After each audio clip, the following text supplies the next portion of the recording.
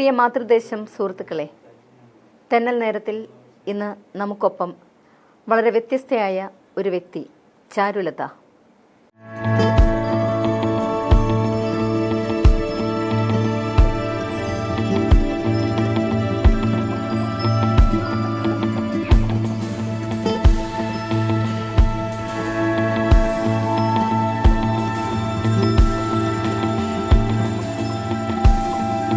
ഇതിനെല്ലാത്തിനും അമ്മ നല്ല സപ്പോർട്ട് ഉണ്ടായിരുന്നു അല്ലേ?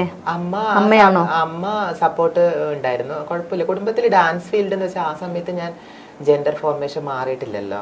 അപ്പൊ ആ സമയത്ത് എന്ന് വെച്ചാൽ നമ്മള് മെയിൽ ആ ഒരു കാറ്റഗറിയിൽ അറിയപ്പെടുന്നു. അപ്പൊ ഇങ്ങനെ ഡാൻസ് ഫീൽഡിൽ തന്നെ ഇങ്ങനെ ഡാൻസ് മാസ്റ്റർ എന്ന് പറയപ്പെടുന്നു. അപ്പൊ അതും കുടുംബത്തിനൊരു അവർക്ക് ആദ്യമൊക്കെ എതിർപ്പുണ്ടായിരുന്നു. പിന്നെ അതിൽ കൂടിയിട്ട് നമ്മൾ ധനം സമ്പാദിക്കുമ്പോഴും നമ്മള് നമ്മുടെ കാര്യങ്ങൾ വില്ലിങ് ആയിട്ട് ചെയ്യുമ്പോഴും പിന്നെ എന്താന്ന് വെച്ചാല് സമൂഹത്തിലും കലാകാരന്മാർക്കൊരു ഇതുണ്ടല്ലോ, ഒരു പ്രതിബദ്ധത. അപ്പൊ സാമൂഹികമായിട്ടുള്ള ആൾക്കാരിലൊക്കെ ഇടപഴകുമ്പോഴും നമുക്കൊരു വാല്യൂ വന്നു. അങ്ങനെ പിന്നെ കുടുംബക്കാർക്ക് എന്നെ ചോദിച്ചാലേ അറിയുള്ളൂ, ഇന്ന ഡാൻസ് മാസ്റ്ററെ അറിയുമോ ചോദിച്ചാലാണ്. അപ്പൊ ഇപ്പം ജെൻഡർ ട്രാൻസ്ഫോർമേഷൻ നടന്നു എന്ന് പറഞ്ഞില്ലേ, അപ്പം അതിനുള്ള ഒരു സ്വയം ഒബ്സർവ് ചെയ്ത് എനിക്കിതാണ് എന്നുള്ള ഒരു അതേത് പ്രായത്തിലാ വന്നത്? അത് ഇപ്പൊ ലേറ്റസ്റ്റ് ആണ്, കൊറോണയുടെ സമയത്താണ്, 2019. കാരണം 2017 ട്രാൻസ്ജെൻഡേഴ്സ് വിസിബിലിറ്റി വന്നത് കേരളത്തില്. അതുവരെ എല്ലാരും ഒളിച്ചും പാത്തും നടന്ന് അടിയും കെട്ടി ഭയങ്കര ഇതായിട്ട് നടന്ന ആൾക്കാരാണ്. ഞാനൊക്കെ എനിക്ക് അടിയൊന്നും കിട്ടിയിട്ടില്ല, പുച്ഛവും പരിഹാസവും അവഗണനയൊക്കെ ഉണ്ടായിട്ടുണ്ട്. ഞാൻ പിന്നെ ഒരു വലിയ കുടുംബത്തിൽ അവരുടെ ഒരു ജനിച്ചത് കൊണ്ട് എനിക്ക് അങ്ങനത്തെ ഒന്നും സംഭവങ്ങൾ. കുടുംബത്തിൽ എങ്ങനെയായിരുന്നു? അവരുടെ കുടുംബത്തിൽ കളിയാക്കലുകളൊക്കെ ഉണ്ടായിരുന്നു, പക്ഷെ വേറെ എന്നെ ഒറ്റപ്പെടുത്തിയിട്ടൊന്നുമില്ല. വീട്ടുകാര് അവരുടെ കൂടെ തന്നെ ചേർത്ത് നിർത്തിയൊക്കെ ചെയ്തു. സിനിമാ പേരൊക്കെ വിളിച്ച് കളിയൊക്കെ ചെയ്യും, അല്ലാണ്ട് ഒറ്റപ്പെടുത്തി അങ്ങനെയൊന്നും. ഈ ഡ്രസ്സിങ്ങിലും മറ്റു കാര്യങ്ങളിലൊക്കെ എങ്ങനെയാണ്? ഞാൻ മുമ്പേ ലേഡീസ് ടീഷർട്ട് ഒക്കെ തന്നെ ഇടുന്നത്. പിന്നെ ട്രാൻസ്ഫോർമേഷൻ, അതായത് ഐഡന്റിറ്റി കാർഡും എല്ലാം എടുത്തു അങ്ങനെ ചെയ്തതിനു ശേഷം പിന്നെ അത് വില്ലിങ് ആയിട്ട് അങ്ങനെ തന്നെ വന്നു. പിന്നെ ആദ്യമൊക്കെ എതിർപ്പായിരുന്നു, ഇപ്പൊ എല്ലാരും സപ്പോർട്ടാണ്. പക്ഷെ ഒരുപാട് അവഗണനയും പരിഹാസങ്ങളൊക്കെ നേരിടേണ്ടി വന്നിട്ടുണ്ട്. നമ്മൾ ഇപ്പോൾ ചാരുവിന്റെ സിനിമയിലേക്ക് വരാം. സിനിമയിൽ ചാരു ഒരു സിംഗറായിട്ടാണ് വന്നിരിക്കുന്നത്.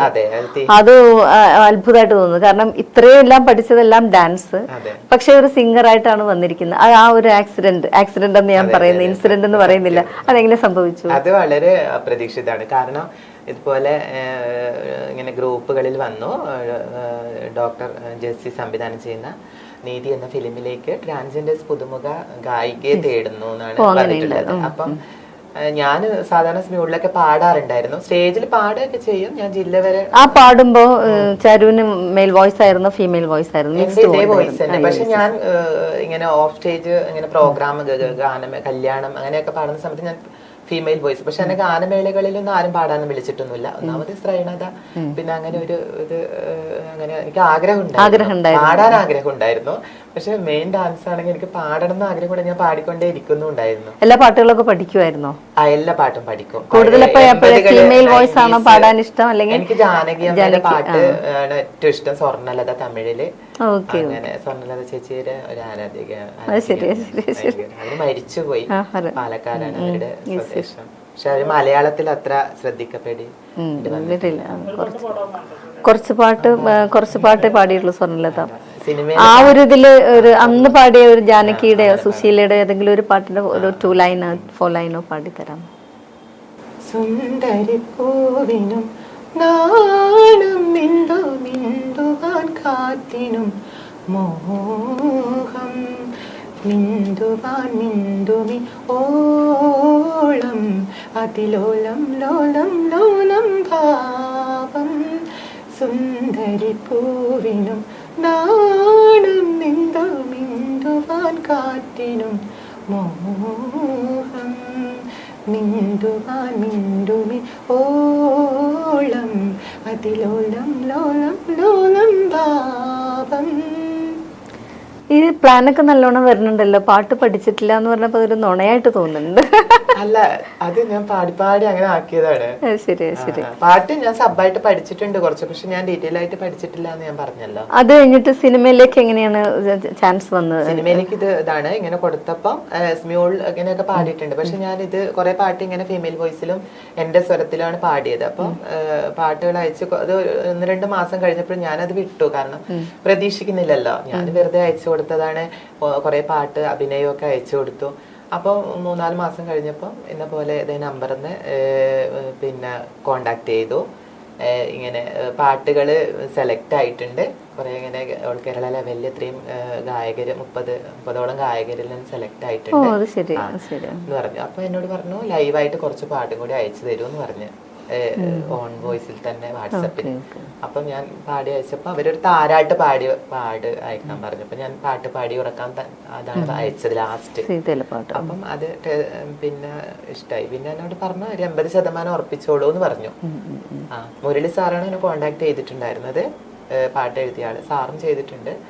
അപ്പം പിന്നെ എന്നിട്ട് അങ്ങനെ പാട്ട് അയച്ചു. അപ്പൊ തലേന്ന് എന്നോട് ഇങ്ങനെ പറഞ്ഞു സെലക്ട് ആയിട്ടുണ്ട്, സ്റ്റുഡിയോയിലേക്ക് വന്നോളൂ പാലക്കാട്.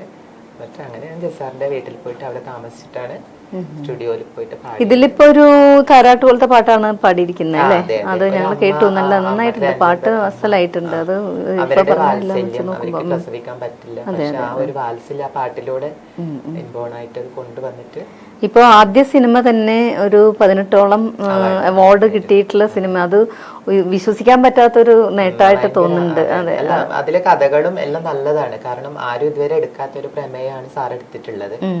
കാരണം ഭയങ്കര വിഷ്വലൈസ് കാണുമ്പോൾ നമുക്കറിയാം. കാരണം സിനിമ കണ്ടല്ലോ അല്ലേ? ഞാൻ സിനിമ കണ്ടു. ഞങ്ങളുടെ അവിടെ ഇഷ്ടപ്പെട്ടു. അമ്മയൊക്കെ വീട്ടിലെല്ലാരും ഒക്കെ? അമ്മ കണ്ടില്ല, ഞാൻ ക്ലിപ്പൊക്കെ കാണിച്ചു. അമ്മയ്ക്കാണ് വയ്യ, കുറച്ച് വയ്യാണ്ടിരിക്കുകയാണ്. ഇപ്പൊ ഈ പാട്ടില് കണ്ടു. ഇനി പാട്ടില് തന്നെ ഉറച്ചു നിൽക്കാൻ താല്പര്യമുണ്ടോ? പാട്ട് കിട്ടിയാൽ ഉറച്ചു നിൽക്കാൻ താല്പര്യമുണ്ട് എനിക്ക്. ആരെങ്കിലും തരുവാണെങ്കിൽ എനിക്ക് ഡാൻസും പാട്ടും ഒന്നിച്ച് കൊണ്ടുപോകണം എന്നാണ് എനിക്ക് ആഗ്രഹം. ഇപ്പൊ നൃത്തം പെർഫോം ചെയ്യുന്നുണ്ടോ? സ്റ്റേജിൽ പെർഫോം ചെയ്യുന്നുണ്ടോ? ചെയ്യുന്നുണ്ട്. അതെ, ഒരുപാട് കൂടുതലായിട്ടുണ്ടോ? അല്ലെങ്കിൽ ഇത് പ്രധാനം മനസ്സിലെങ്ങനെ പാട്ടിനോടാണോ? അങ്ങനെ ഉണ്ടാവുമല്ലോ. പാട്ടിനോട് ആഗ്രഹമുണ്ട്, പക്ഷെ ഞാൻ അന്ന് മുതലേ ഒരു ഡാൻസർ എന്ന് അറിയപ്പെട്ടത് കൊണ്ട് എനിക്ക് പെർഫോമൻസ് വരുന്നത് ഡാൻസിലാണ്. പാട്ടില് വരുന്നുണ്ട്, പെർഫോമൻസ് വരുന്നത് ഡാൻസിലാണ്. പിന്നെ ടീച്ചിങ് ഉണ്ടോ? ഡാൻസ് ടീച്ചിങ് ഉണ്ടോ? ഇൻസ്റ്റിറ്റ്യൂഷൻ എന്തെങ്കിലും നടത്തുന്നുണ്ടോ? പേര് നാട്യധർമ്മി എന്നാണ്. എത്ര കുട്ടികളുണ്ട് അവിടെ? എനിക്ക് 105 കുട്ടികളുള്ളൂ. ഓ, അത് ശരി, അത് ശരി. അതില് പാരന്റ്സ് അമ്മമാരൊക്കെ പഠിക്കുന്നുണ്ട്, വലിയ 45-50 വയസ്സ് വരെ. ഓ, അത് ശരി, അത് ശരി. അപ്പൊ ഞാനിപ്പോ ഇത്രയും കേട്ട സ്ഥിതിക്ക് ഇപ്പോ നമ്മുടെ ലിസണേഴ്സിനൊപ്പം നിന്ന് ആലോചിക്കുമ്പോ നോക്കണേ, ഒരു ട്രാൻസ്ജെൻഡർ ആയിട്ടുള്ള ഒരു പെൺകുട്ടിക്ക് ഇത്രയും നേട്ടങ്ങൾ ഉണ്ടാക്കാൻ പറ്റുമെങ്കിൽ എന്തുകൊണ്ട് പുറമേ നമ്മൾ കേട്ട് സൊസൈറ്റിയിൽ നമ്മൾ കേൾക്കുന്ന മറ്റൊരു തരത്തിലാണ് നിങ്ങളുടെ, ഐ എം സോറി, പക്ഷേ ഇറ്റ്സ് എ ഫാക്ട്, എനിക്കത് പറയേണ്ടിയിരിക്കുന്നു. പുറത്ത് നമ്മൾ സൊസൈറ്റിയിൽ നിങ്ങളെ കാണുന്ന വേറൊരു കണ്ണിലാണ്. അതിൽ നിന്ന് നിങ്ങൾ റിലീസ്ഡ് ആണ്, ഞാൻ വ്യത്യസ്തയാണ് എന്ന് കാണിച്ചുകൊണ്ട് തന്നെ വളരെ ക്രിയേറ്റീവ് ആയിട്ടുള്ള ഒരു പാതയിൽ കൂടി നടന്നു പോകാനായിട്ട് ശ്രമിച്ചിട്ടുണ്ട്. അത് വിജയവും കൈവരിച്ചിട്ടുണ്ട്. അതിനെപ്പറ്റി എന്താണ് പറയാനുള്ളത്? അത് വളരെ എന്താന്ന് വെച്ചാൽ, അത് എനിക്ക് തോന്നുന്നത് എന്ന് വെച്ചാൽ, ആദ്യം നമ്മള് സൊസൈറ്റിയില് സൊസൈറ്റി അംഗീകരിക്കണം.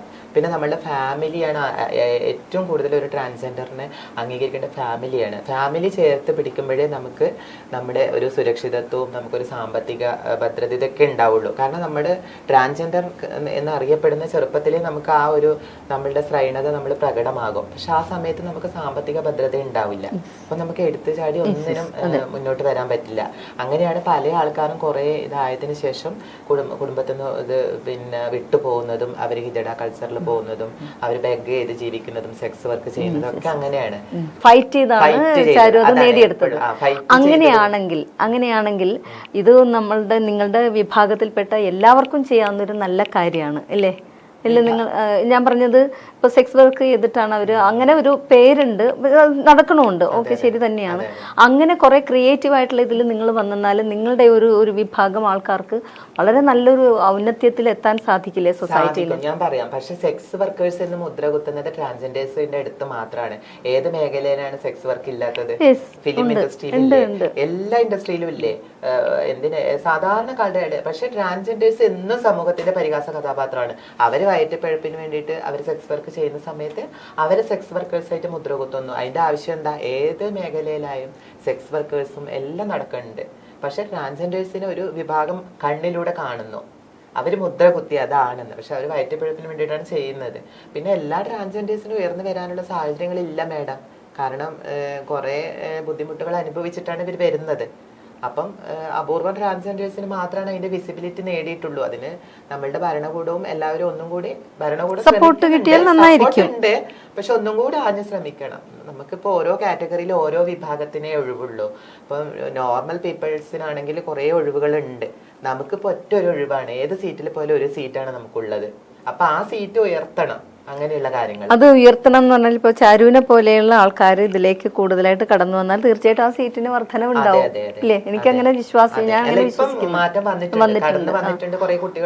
മാത്രമല്ല സൊസൈറ്റിയിലും നിങ്ങളെപ്പറ്റി നിങ്ങളെ പോലുള്ള ആൾക്കാരെ പരിഗണിക്കുന്ന ഒരു ഇത് മാറിയിട്ടുണ്ട്, മൈൻഡ് സെറ്റ് മാറിയിട്ടുണ്ട്.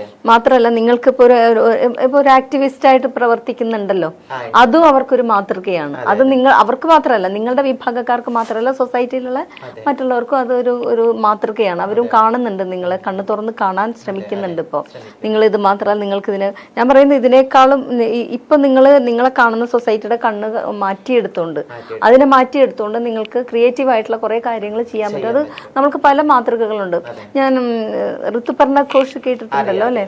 അദ്ദേഹത്തിന്റെ സിനിമ ഞാൻ കണ്ടതാണ്, ചിത്രാംഗത എന്ന് പറഞ്ഞിട്ട്. വളരെ വളരെ മനോഹരമായിട്ടുള്ള ഒരു സിനിമയാണത്. മാത്രമല്ല ഋതുപർണ ഘോഷ് എന്ന് പറഞ്ഞാലും ഒരു വളരെ സൗന്ദര്യമുള്ള ഒരു മനുഷ്യനാണ്. ഒരു മനുഷ്യനെ ഞാൻ പറയുന്നുള്ളൂ. ആ ഒരു വിധത്തിലേക്ക് വളർന്നു വരാനായിട്ട് നിങ്ങൾക്ക് സാഹചര്യങ്ങളുണ്ട്. ഇപ്പം ചാരു ആണെങ്കിലും വന്ന വഴി ഭയങ്കര ടഫായിരുന്നു. നല്ല ടാസ്ക് എടുത്തിട്ടാണ് വന്നത്. അത് ഒരുപാട് വേദനിപ്പിച്ചിട്ടുണ്ട്, വേദന അനുഭവിച്ചിട്ടുണ്ട്, ഒരുപാട് സഹനങ്ങളും സഹിച്ചിട്ടുണ്ട്. ക്ലാസ്സിൽ വെച്ചിട്ട് കുട്ടിയുടെ നടത്തം അങ്ങനെയാണ്, കുട്ടി മീൻകാരി പോകുന്ന പോലെയാണ് നടക്കുന്നത് എന്നൊക്കെ പറഞ്ഞിട്ട് എന്നെ കരയിപ്പിച്ചു. മറ്റൊരു കാര്യം ഞാൻ ചോദിക്കട്ടെ, ഇപ്പം ഈ ചാരു സംസാരിക്കുന്ന സ്ലാങ്ങില്ലേ, നിങ്ങളുടെ സ്ലാങ് ഇതല്ലല്ലോ. എനിക്ക് കൊച്ചി സ്ലാങ് അവിടെ നിന്ന് കിട്ടി. കൊച്ചി സ്ലാങ് അല്ല, എനിക്ക് അത് ഇവിടെ ഞാൻ അറിവിൽ പഠിച്ചത്. അതിന്റെ ഒരു ഇത് എത്ര വർഷം ഉണ്ടായിരുന്നു? അപ്പൊ ഞാനിവിടെ 4 വർഷം. അപ്പൊ അതിന്റെ ഒരു ഇതാണല്ലേ അത്. ഒക്കെ നമ്മുടെ കുടിയേറി പാർത്ത ആൾക്കാരൊക്കെ നമ്മുടെ സൈഡൊക്കെ ഉണ്ട്. പിന്നെ ഞാൻ ഇങ്ങനത്തെ ഫോർമലായിട്ട് ഇങ്ങനെ ഞാൻ ആ ഒരു നാടൻ സ്ലാങ് സംസാരിക്കാറില്ല. പറയാറുണ്ട്, എന്നോട് ഇവരും പറയാറുണ്ട് ഇടയ്ക്ക് അവിടുത്തെ ഭാഷ പറയൂന്നൊക്കെ. കാരണം അതിനിപ്പോ ഒരു വലിയ ഡിമാൻഡ് കൂടിയിട്ടുള്ള ഒരു സമയമാണ് റീൽസിലൊക്കെ. പക്ഷെ ഞാൻ പറയുന്നത് അങ്ങനെ വേണമെന്നില്ല, നല്ല ശുദ്ധമായ ഭാഷ സംസാരിക്കാവുന്നതാണ്. ശുദ്ധമായ ഭാഷ സംസാരിച്ചാൽ കുറെ കൂടി ബെറ്റർ ആവാൻ സാധിക്കും. കാരണം നമുക്ക് പല ഇപ്പോൾ ചാരുവിനെ സംബന്ധിച്ച് ചാരു വളരെ ഒരു സെലിബ്രിറ്റി ആയി കഴിഞ്ഞിരിക്കുന്നു. അത് അവാർഡ് കിട്ടിയ സിനിമയിലാണ് അഭിനയിച്ചിരിക്കുന്നത്. അതേപോലെ പല തലങ്ങളിലും ഇനി വരാനിരിക്കുന്നു. അപ്പോൾ നമ്മളുടെ ഭാഷ മാറ്റിയാൽ നന്നായിരിക്കും എന്ന് എനിക്ക് തോന്നുന്നു അല്ലേ? ഇനി മറ്റൊന്ന് ചോദിക്കാനുള്ളത് ഈ ട്രാൻസ്ഫോർമേഷനെ പറ്റിയുള്ള കാര്യങ്ങളാണ്. അത് ഇപ്പം അങ്ങനെ ചെയ്യണമെങ്കിൽ ഇപ്പോൾ പറഞ്ഞിരുന്നു നല്ല ചിലവുള്ള കാര്യമാണ്. നമുക്കതിനുള്ളൊരു സ്വാശ്രയത്വം വേണം. പൈസ ഉണ്ടെങ്കിൽ സ്വന്തമായിട്ട് മാത്രമേ ചെയ്യാൻ പറ്റുള്ളൂ. ആരും നമ്മളെ സപ്പോർട്ട് ചെയ്യില്ല. അതിനുള്ള പണം എല്ലാം ചാരു കണ്ടുപിടിച്ചു, സ്വയം കണ്ടെത്തി, അതെല്ലാം നിവർത്തിച്ചു.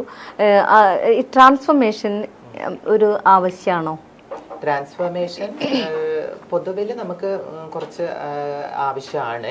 കാരണം സൊസൈറ്റിയിൽ പിടിച്ചു നിൽക്കണമെങ്കിൽ. പക്ഷെ നമ്മുടെ സർജറിയെ പറ്റിയാണ് ഞാൻ ചോദിക്കുന്നത്. സർജറി നമ്മളെ മാനുവൽ പ്രകാരം നമുക്ക് നമ്മളെ ഈ ട്രാൻസ്ജെൻഡേഴ്സ് ഐഡന്റിറ്റി കാർഡ് എടുക്കുന്ന നമ്മുടെ ഒരു റൂൾസ് ഉണ്ടല്ലോ, അത് പ്രകാരം നമുക്ക് ഏത് വേഷത്തിലും നമുക്ക് നടക്കാം.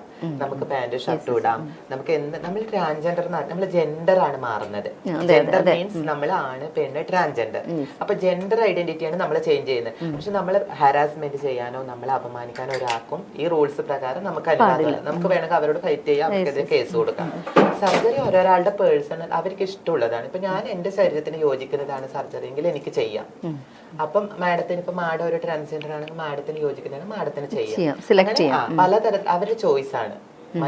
അതായത് നമ്മുടെ ബോഡി നമ്മുടെ ആവശ്യം. നമുക്ക് ഇഷ്ടമുണ്ടെങ്കിൽ നമുക്ക് ചെയ്യാം, ഇല്ലെങ്കിൽ ചെയ്യാം, നിർബന്ധമില്ല. അങ്ങനെയാണ് സൊസൈറ്റിയിൽ.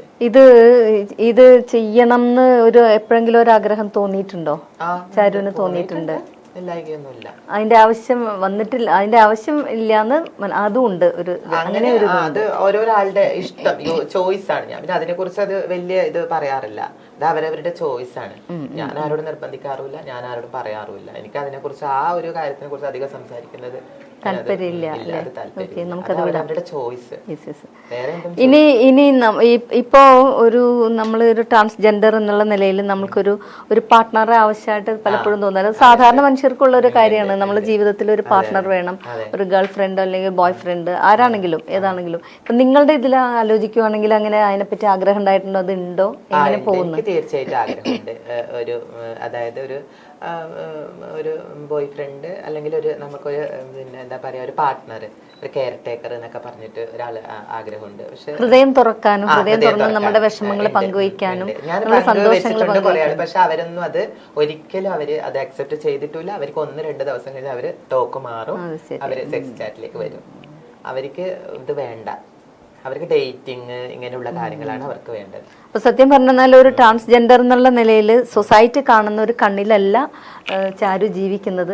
വളരെ ജെന്യൂൻ ആയിട്ടുള്ള ഒരു സ്ത്രീ എങ്ങനെ ജീവിച്ചു പോകുന്നു, അല്ല ഒരു പുരുഷൻ, ഒരു മനുഷ്യൻ എങ്ങനെ ജീവിച്ചു പോകുന്നു ഇഷ്ടം. പക്ഷെ സമൂഹം നമ്മൾ അങ്ങനെയല്ല കാണുന്നത്. അല്ല, അങ്ങനെ കണ്ടാലും ഇപ്പൊ അങ്ങനെ കണ്ടില്ലെങ്കിൽ ഇപ്പൊ നിങ്ങളുടെ ലക്ഷ്യത്തിലേക്ക് നിങ്ങൾ പോകുന്നുണ്ട് ഇല്ലേ? എന്നെ ഇപ്പോഴും ആൾക്കാർ പരിഹസിക്കുന്നുണ്ട്, അവർക്ക് ഭ്രാന്താണെന്ന് പറയുന്നുണ്ട്. എന്റെ വീടിന്റെ അവിടെ കൂടി കുറച്ച് ആൾക്കാർ പറയുന്നുണ്ട് എനിക്ക് ഭ്രാന്താണെന്ന്. അമ്മയോട് പറയുന്നുണ്ട് നിങ്ങളുടെ മോനായിരുന്നു, മോനാണോ പെണ്ണോ? അപ്പൊ അമ്മ പറയും എന്റെ കുട്ടി ഏതായിക്കോട്ടെ, കുഴപ്പമില്ല, എനിക്ക് പ്രശ്നമില്ല. എന്റെ മുമ്പിൽ കൂടി വന്ന് ചോദിക്കുന്നുണ്ടെങ്കിൽ തെരുവിൽ എത്ര നായ്ക്കളെ പഠിക്കും. അപ്പൊ ആ ഒരു ഇതിൽ കൂടി നമ്മൾക്ക് അത് ഒരു എനർജിയാണ്. ആ മൈൻഡിൽ ജീവിച്ചാലേ നമുക്ക് ജീവിക്കാൻ പറ്റുള്ളൂ. വേണം, ഇതിൽ നമ്മൾ പതറി പോകാൻ പാടില്ല. നമ്മള് പതറിപ്പോയെങ്കിൽ നമ്മൾ പോയി അവിടെ.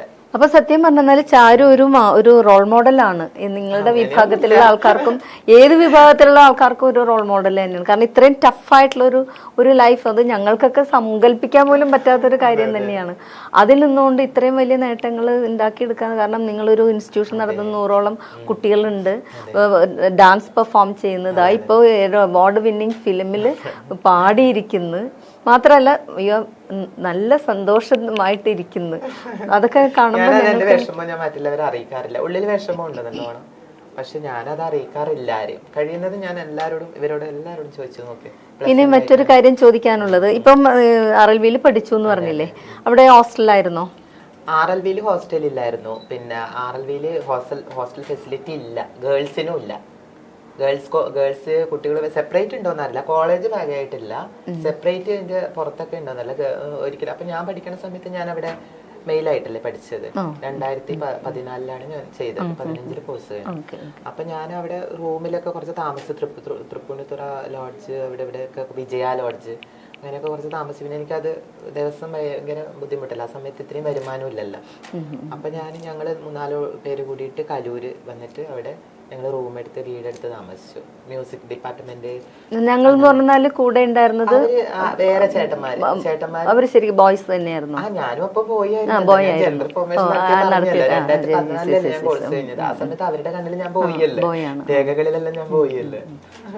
അപ്പൊ അവിടെ താമസിക്കുമ്പോ ഈ നമ്മൾക്കിപ്പോ വാഷ്റൂം ഉപയോഗിക്കണം, ടോയ്ലറ്റ്, അതിന്റെ പ്രശ്നമൊന്നും ഉണ്ടായിരുന്നില്ല ആ സമയത്ത്. എന്ന് പറഞ്ഞാൽ നമ്മളെ ഇങ്ങനെ ഒരു മെയിൽ കാറ്റഗറിയിലെ പെടുത്തിയിട്ടില്ല. അങ്ങനെ ഒരു അബ്യൂസ്മെന്റ് ഒന്നും അബ്യൂസ്മെന്റ് എന്ന് പറഞ്ഞാല് അങ്ങനെ എനിക്ക് ഭയങ്കരമായിട്ട് വലിയ അബ്യൂസ്മെന്റ് ഒന്നും എനിക്ക് ലഭിച്ചിട്ടില്ല. എനിക്കറിയില്ല, ഉണ്ടായിട്ടില്ല. പക്ഷെ എനിക്ക് ഇത് ഉണ്ടായിട്ടുണ്ട്, ഇങ്ങനെ അവഗണനകളേ ഉള്ളൂ, അല്ലാതെ വേറെ തരത്തില് അങ്ങനെ അത് വലിയൊരു അനുഭവം ഇല്ലാതെ പറയാൻ പറ്റില്ലല്ലോ.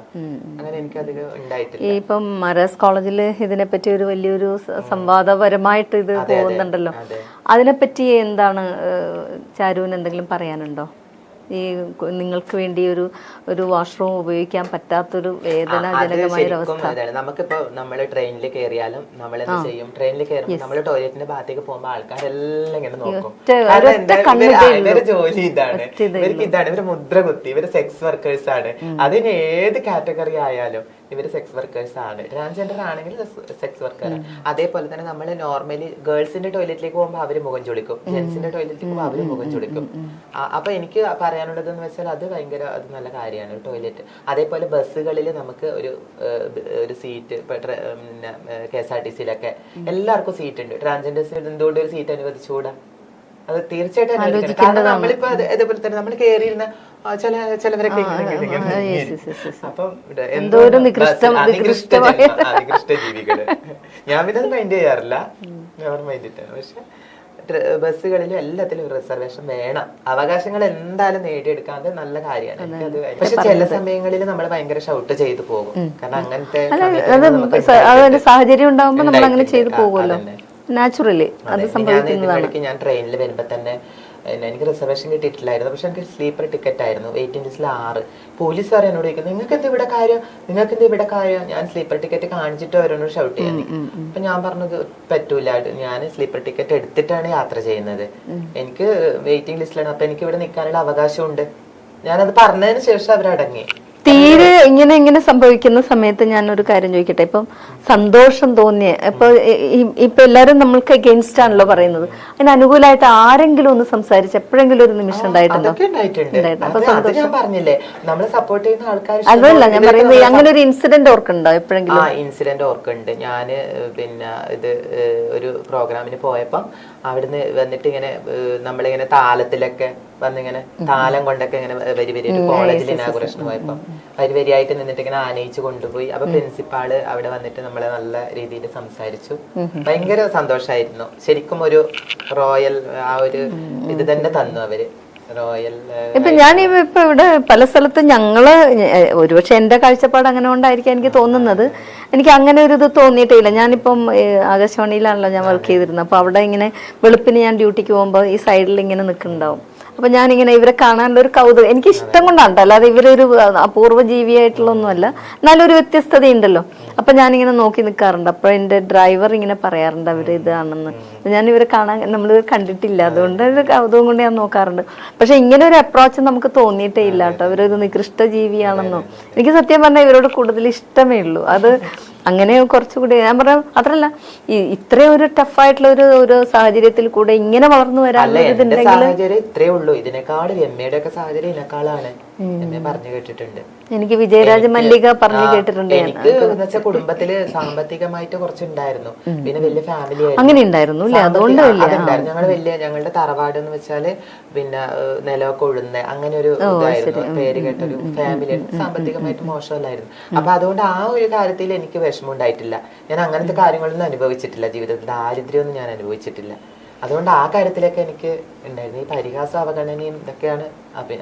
ഇനിയിപ്പോ ഞാൻ ആക്ടിവിസ്റ്റ് എന്നുള്ള ഒരു ഇതിൽ ഇത് ചാരുവിന്റെ വിഭാഗത്തിലുള്ള ആൾക്കാർക്ക് വേണ്ടി മാത്രമുള്ള ഒരു സാമൂഹ്യ പ്രവർത്തനമാണോ, അല്ലെങ്കിൽ എല്ലാവർക്കും വേണ്ടിയിട്ടുള്ള? എല്ലാവർക്കും വേണ്ടിയിട്ടുണ്ട്. ഞാൻ പറഞ്ഞ സമൂഹത്തിൽ അവഗണന അനുഭവിക്കുന്നത് നമ്മൾ മാത്രമല്ല, എല്ലാവരും അനുഭവിക്കുന്നുണ്ട്. ജസ്സാർ പറഞ്ഞ പോലെ ദളിത് സംഘം അവരെ കറുത്തവരെ ഒരു വിഭാഗക്കാരാക്കിയിട്ട് വേറെ ഇപ്പോഴും മുദ്ര കുത്തുന്നുണ്ട്. പിന്നെ അതേപോലെ വികലാംഗ എന്തൊക്കെയാണ് അവർക്ക് വേണ്ടി ചാരു ചെയ്യുന്നത് ഈ ട്രാൻസ്ജെൻഡേഴ്സിന് വേണ്ടി? ഞാൻ ഓൾറെഡി ക്ഷേമ എന്ന് മറ്റൊരു സംഘടനയുണ്ട് കാസർഗോഡ് ജില്ല, അതിന്റെ വൈസ് പ്രസിഡന്റ് ആണ്. ഞങ്ങള് പിന്നെ എല്ലാവർക്കും വേണ്ടിയിട്ട് ഞങ്ങള് പിന്നെ അതായത് കിറ്റ് ഇങ്ങനെ ഓണത്തിന്റെ സമയത്തൊക്കെ പാവപ്പെട്ടവർക്ക് കിറ്റ് ഒക്കെ കൊടുക്കാനൊക്കെ ഞങ്ങൾ റോയൽ ഇതിന്റെ ക്ലബ്ബുകാരോടൊക്കെ നമ്മൾ അവിടെ പിന്നെ റോട്ടറി ക്ലബ്ബ് ഇങ്ങനെ പറഞ്ഞിട്ടുണ്ട്, ഞങ്ങൾ കളക്ട് ചെയ്ത് കൊടുത്തിട്ടുണ്ട്.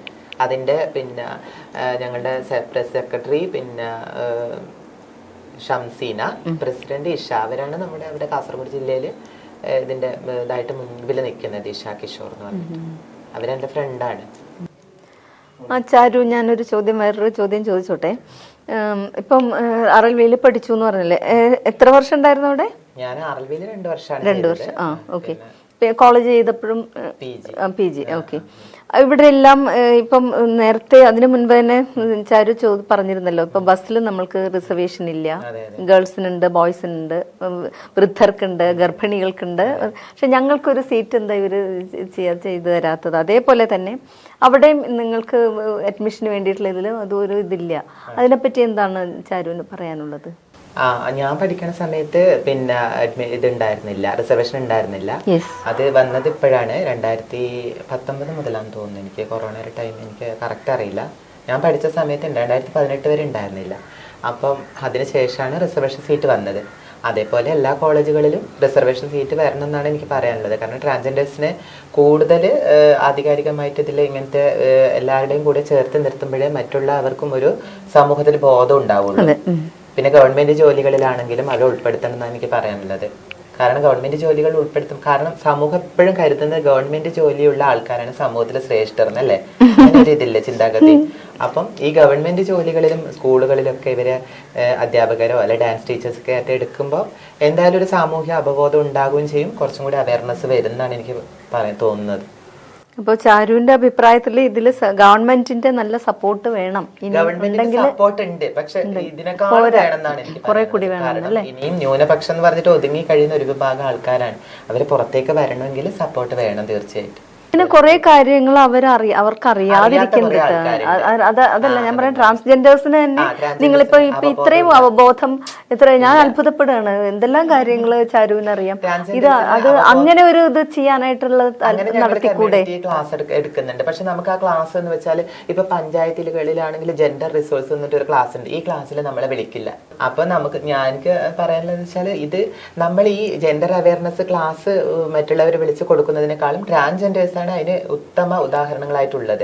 ഇവര് അനുഭവിച്ച യാതനകളും വിഷമങ്ങളുമാണ് നമ്മൾ അവിടെ ജെൻഡർ ഇതെന്ന് പറഞ്ഞിട്ട് പറയേണ്ട കാര്യം. അപ്പോൾ ഓരോ കോളേജുകളിലും സ്കൂളുകളിലും ഒക്കെ ഇങ്ങനെ ഒരു അവയർനെസ് ക്ലാസ് കൊടുക്കുമ്പോഴേ നമുക്ക് പബ്ലിക്കായിട്ട് നമുക്കൊരു സാമൂഹിക ബോധം ഉണ്ടാവുള്ളൂ. ട്രാൻസ്ജെൻഡർ എന്താണെന്ന് മനസ്സിലാക്കാനുള്ള ബോധം വേണമെങ്കിൽ ഇങ്ങനെയുള്ള അവയർനെസ് കൊടുത്താലേ നമുക്ക് പറ്റുള്ളൂ.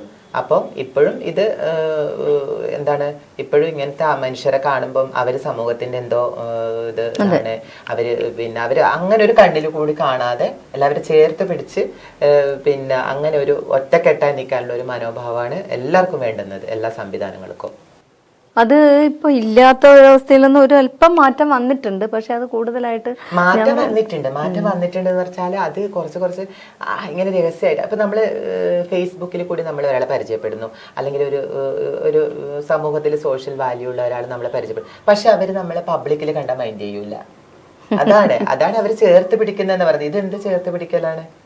പബ്ലിക്കിൽ നമ്മള് മൈൻഡ്. എനിക്ക് കുറെ അനുഭവങ്ങളുണ്ട്. ചാരു നിങ്ങൾ സുന്ദരിയാണ്, നിങ്ങൾ അതാണ് മറ്റതാണ് മറിച്ചതാണെന്ന് പറയും. പക്ഷെ പബ്ലിക്കിൽ കണ്ട ഒരു സുന്ദരിയും ഇല്ല, ഒന്നുമില്ല, ഇങ്ങനെ നിക്കോ. അപ്പൊ വേറൊരു കാര്യം, അഭിനയം എന്ന് പറഞ്ഞല്ലോ. അഭിനയത്തില് മോഹമുണ്ടോ? നല്ലോണം ഉണ്ട്. ഞാൻ മുന്നേ ഒരു ടെലിഫിലിം ചെയ്തിട്ടുണ്ടായിരുന്നു. ആ ടെലിഫിലിമിലെ അഭിനയം ഒരു മൂഷിക സ്ത്രീ എന്ന് പറഞ്ഞിട്ട്, ഒരു വയനാട്ടിൽ മലപ്പുറമിലെ അനിൽ വെട്ടിക്കാട്ടിരി പറഞ്ഞിട്ട് ഒരു മാഷാണ് ഡയറക്ട് ചെയ്തത്. അപ്പൊ അതിൽ ഞാനൊരു സ്ത്രൈണതയുള്ള ഡാൻസ് ടീച്ചർ ആയിട്ടാണ് അഭിനയിച്ചത്. അപ്പൊ ഞാൻ ജെൻഡർ ഇത് മാറിയിട്ടുണ്ട്. അത് കോമഡി ആയിരുന്നോ? കോമഡി, നല്ല കോമഡിയാണ്. അത് യൂട്യൂബിലുണ്ട്, മൂഷിക സ്ത്രീ ഒക്കെ കിട്ടും.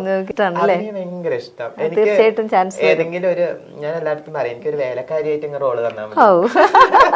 അഭിനയത്തെ പറ്റി പറഞ്ഞല്ലോ. ഇപ്പം ഈ സിനിമയ്ക്ക് ശേഷം ഉള്ളൊരു അങ്ങനെ ഒരു ഇതിലാണല്ലോ ഇപ്പൊ നിൽക്കുന്നത്. അതായത് ആഫ്റ്റർ സിനിമ, ഒരു സിനിമ ചെയ്തു, അത് വളരെയധികം ബെനിഫിറ്റ്ഫുൾ ആയി. കാരണം അവാർഡ് വിന്നറാണ്, സെലിബ്രിറ്റി ആയി കഴിഞ്ഞിരിക്കുന്നു. അതിന് ശേഷമുള്ള ഒരു ജീവിതം എങ്ങനെ ആസ്വദിക്കുന്നു, അല്ലെ എങ്ങനെ പോകുന്നു? ചാൻസസ് വരുന്നുണ്ടോ? ചാൻസസ് വന്നിട്ടുണ്ടായിരുന്നു. എനിക്ക് മുന്നേ തന്നെ പിന്നെ ഇത് കഴിഞ്ഞൂടെ തന്നെ റീൽസ് കണ്ടിട്ട് അതിൽ ശരിക്കും ലേഡിയാണെന്ന് കരുതിയിട്ട് 2-3 അസിസ്റ്റന്റ് ഡയറക്ടർമാർ വിളിച്ചിട്ടുണ്ടായിരുന്നു. ഇങ്ങനെ നായികയുടെ അനിയത്തിയൊക്കെ ആയിട്ട് അഭിനയിക്കാൻ പിന്നെ ചാൻസ് ഉണ്ടെന്ന് പറഞ്ഞിട്ട് നമ്പറൊക്കെ കൊടുത്തു. പക്ഷെ ഞാൻ പറഞ്ഞു ഞാൻ ട്രാൻസ്ജെൻഡർ ആണെന്ന് പറഞ്ഞപ്പം അവര് പറഞ്ഞു വേണ്ടെന്ന് പറഞ്ഞു. അപ്പൊ ഞാൻ ചോദിച്ചാൽ അഭിനയത്തിന് എന്തിനു ട്രാൻസ്ജെൻഡർ ആയാലും എന്താ, എനിക്ക് ഡബ് ചെയ്താൽ പോലെ, വേറെ എന്റെ സൗണ്ട് അങ്ങനെയാണെങ്കിൽ കുഴപ്പമില്ലല്ലോ, ഡബ് ചെയ്താൽ പോലെ. അയ്യോ അത് നടക്കില്ല, ഞങ്ങൾ ഒറിജിനൽ ആളെന്ന് വെച്ചിട്ടാണ് പറഞ്ഞത്. പിന്നെ പാട്ടിൻ്റെത് വന്നിട്ടുണ്ട്, ആൽബം സോങ് ഒക്കെ. പക്ഷെ എനിക്ക് തിരുവനന്തപുരം പുരയിലൊക്കെ പോയിട്ട് പ്രതിഫലം ഇല്ലാതെ റൂമും റെന്റും ഭയങ്കര പൈസയാവില്ലേ. അപ്പൊ 2-3 പാട്ട് എനിക്ക് വന്നിട്ടുണ്ടായിരുന്നു. അപ്പൊ അത് തന്നെയല്ലേ ഏറ്റവും വലിയ തെളിവ്. കാരണം എന്താ വെച്ചാ ഞാൻ ഒന്ന് പറഞ്ഞോട്ടെ, അതായത് അവര് ശരിക്കുള്ള സ്ത്രീ എന്ന് പറഞ്ഞ തന്നെ വിളിച്ചിരിക്കുന്നത്, അത് തന്നെ ഏറ്റവും വലിയ തെളിവല്ലേ. അതെ, പക്ഷെ ശരിക്കുള്ള സ്ത്രീന്ന് നമുക്ക് അങ്ങനെ അവകാശപ്പെടാനും ആവില്ല. നമ്മൾ ട്രാൻസ്ജെൻഡർ ആണല്ലോ, നമ്മൾക്ക് എന്തായാലും ശരിക്കുള്ള സ്ത്രീ അങ്ങനെ ഒരു വാദം എനിക്ക് വേണമെന്നില്ല. ഞാൻ അവകാശപ്പെടുന്നില്ല എനിക്ക് ഒറിജിനൽ സ്ത്രീന്ന് അങ്ങനെ പറയണമെന്ന്. കാരണം നമ്മൾ ട്രാൻസ്ജെൻഡർ ആണ്, നമുക്ക് ലിമിറ്റേഷൻസ് ഉണ്ട്. പക്ഷെ ആ ഒരു വിഭാഗത്തിന് അങ്ങനെ തന്നെ ആയിട്ട് അംഗീകരിച്ചൂടെ? ട്രാൻസ്ജെൻഡർ അവര് ലേഡി ആവാൻ ആഗ്രഹിക്കുന്നത്, മെയിൽ ടു ഫീമെയിൽ ആവാൻ നമ്മൾ ആ ഫീമെയിൽ ആവാനാണ് ആഗ്രഹിക്കുന്നത്. അപ്പോൾ പിന്നെ മറ്റേ ട്രാൻസ്മെൻ, അതായത് ഫീമെയിൽ ടു മെയിൽ, അവര് അങ്ങനെ ആവാനാണ് അവരങ്ങനെ തന്നെ അംഗീകരിക്കോ? നിങ്ങൾ സ്ത്രീ പുരുഷൻ എന്ന് പറഞ്ഞാൽ അംഗീകരിക്കണ്ട, ട്രാൻസ്ജെൻഡർ എന്ന് പറഞ്ഞാൽ മതി. അങ്ങനെ ഒരു ട്രാൻസ് കമ്മ്യൂണിറ്റിയിൽ പെട്ട ആൾക്കാരായതുകൊണ്ടാണ് ഇവർക്ക് എന്തും ഇതാകാം, ഇവർക്ക് പ്രതിഫലം കൊടുക്കേണ്ട ആവശ്യമില്ല, അവർ വെറുതെ വരുന്ന ആൾക്കാരാണ്. പക്ഷെ റിയൽ ആയിട്ടുള്ള ഒരു ഫിലിം ആക്ടേഴ്സോ അല്ലെങ്കിൽ പിന്നെ ആക്ടറോ ഒക്കെ അല്ലെങ്കിൽ സിംഗേഴ്സോ അവരെ വിളിച്ചാൽ അവർക്ക് കാശ് കൊടുക്കണ്ടേ? അപ്പൊ നമ്മൾ വെറുതെ ഉള്ള ആൾക്കാർ എന്നുള്ള ഒരു ധാരണ കൊണ്ടാണ് നമുക്ക് പ്രതിഫലം ഇല്ലാതെ നമ്മൾ പോകും, അഭിനയിക്കും, അങ്ങനെയാക്കും ഇങ്ങനെയാക്കും എന്നൊക്കെ പറഞ്ഞിട്ട് നമ്മളെ വിളിക്കുന്നത്. അപ്പം അതിനെതിരെ ശക്തമായിട്ട് എനിക്ക് പ്രതിഷേധമുണ്ട് തീർച്ചയായിട്ടും.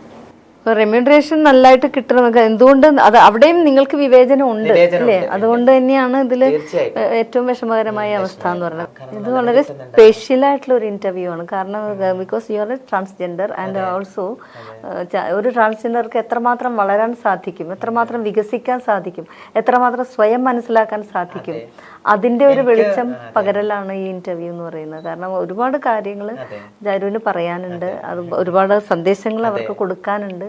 അതുകൊണ്ട് തന്നെ ഇതൊരു വളരെ സ്പെഷ്യൽ ആയിട്ടുള്ള ഇന്റർവ്യൂ ഞാൻ ചെയ്തതിൽ തന്നെ എനിക്ക് വളരെ വളരെ സന്തോഷം തോന്നി, സംതൃപ്തി ഉണ്ട്. ഇത് മെസ്സേജ് ഉണ്ട്, നല്ല മെസ്സേജസ് ഉണ്ട്. അതുകൊണ്ട് തന്നെ ഇതൊരു നല്ലൊരു ഇന്റർവ്യൂ തന്നെയാണ്. ലിസണേഴ്സിന് വളരെയധികം ഉപകാരപ്രദമായൊരു ഇന്റർവ്യൂ ആണ്. അതിൽ ഇതിൽ പങ്കുചേരാൻ കഴിഞ്ഞ എനിക്ക് സന്തോഷമുണ്ട്. Thank you. പിന്നെ ചാരുവിനെ പരിചയപ്പെടാൻ സാധിച്ചതിൽ എനിക്ക് വളരെയധികം സന്തോഷമുണ്ട്. Thank you so much.